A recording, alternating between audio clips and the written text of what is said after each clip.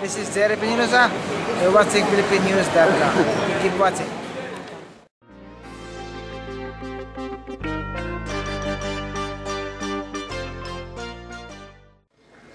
In an effort to ensure American boxers have access to the very best training and support in the world in advance of the 2012 Olympic Games in London, the U.S. Olympic Committee, USA Boxing, and Freddie Roach Training Incorporated have formed a unique partnership which will give America's elite amateur boxers access to the world-class services of Freddie Roach, his Wildcard Boxing Club in Hollywood, California, which is a USA Boxing registered club and has been since 1997.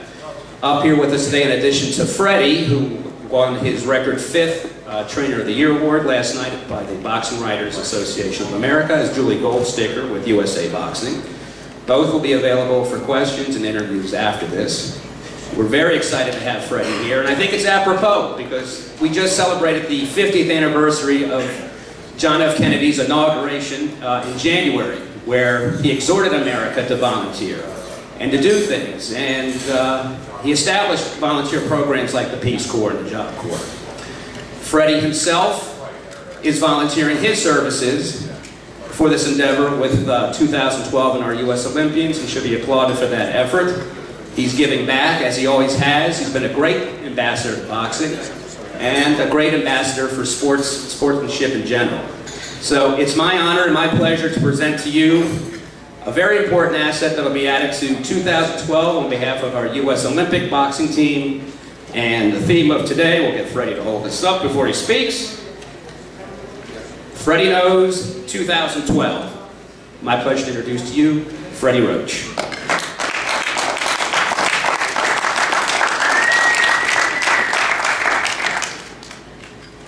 Got it? All right, Freddie. But I didn't know it was free. Good news travels fast.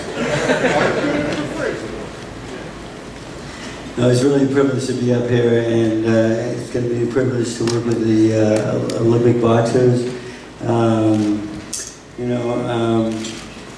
had a chance to experience the Olympics in 76. They ran a tournament before the Olympics, and they had 2 Americans and 2 Canadians in each weight division. And we stayed in the Olympic Village, and they wanted to get used to having athletes in the compound because 72 was such a mess, and the security was really tight. So there was 11 fighters in each bunk, each unit, and we stayed in the Olympic Village, and we fought in the Olympic rings. And it was just being there and being part of that was just unbelievable.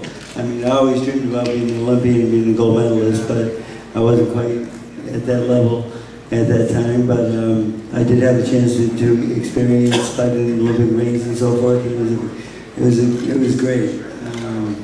It was a hell of an experience, and I mean, I want to help the Olympic team get back in form and get some gold medals back in America, and I think.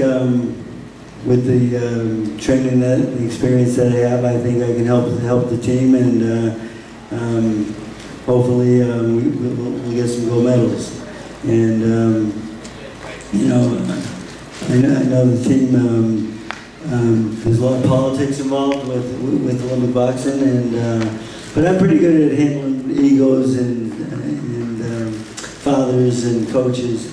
Because there's always the guy in the background yelling to the fighter because there's usually a coach, and then you usually have another, your main coach or your father who wants to be involved and so forth. And I'm pretty good at making them part of the family and not alienating them from that. And I think any problems we'll have, I'm very good at handling egos like that. And we all have them, and I think I'm acceptable to it, and I think I can make it work together and just make everyone part of a team. And you have a good team behind you, and that usually means success.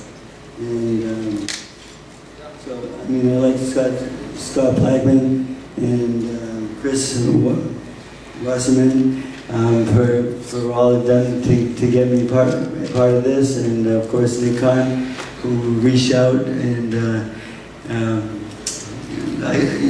because first I was asked to help train the Philippine Olympic team, and I told Nick that I'd like to help the American team, and so we reached out and made the right contacts, and everything came to this, and I'm very proud of this, and I hope I can make a difference, and I'm going to make we're going to work our asses off, and I can't wait to start. Thank you.